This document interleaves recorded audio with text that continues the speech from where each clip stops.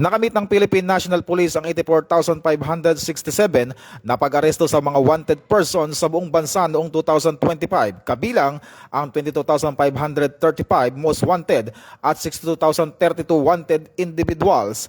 Ayon kay Acting Chief PNP Police Lieutenant General Jose Melencio Nartates Jr., hindi titigil ang PNP sa kanilang operasyon na nagpapakita ng mas matalinong at epesyenteng pagpapatupad ng batas. Dagdag pa niya, ang matagumpay na kampanya laban sa mga wanted person ay bunga ng mas mahigpit na koordinasyon sa korte, mas maayos na pag-validate ng warrants at tuloy-tuloy na ground operation. Samantala, pinangunahan ng National Capital Region, Calabarzon at Central Luzon ang bilang ng mga pag-aresto, habang nakapagtala rin ng makabuluhang resulta ang Bangsamoro at bagong tatag na Negros Island Region. Patunay ito na tuloy-tuloy ang paninindigan ng PNP para sa ligtas at mapayapang pamayanan at pagtitiwala ng publiko sa kapulisan. Ito ang bagong PNP para sa bagong Pilipinas, serbisyong mabilis, tapat at nararamdaman.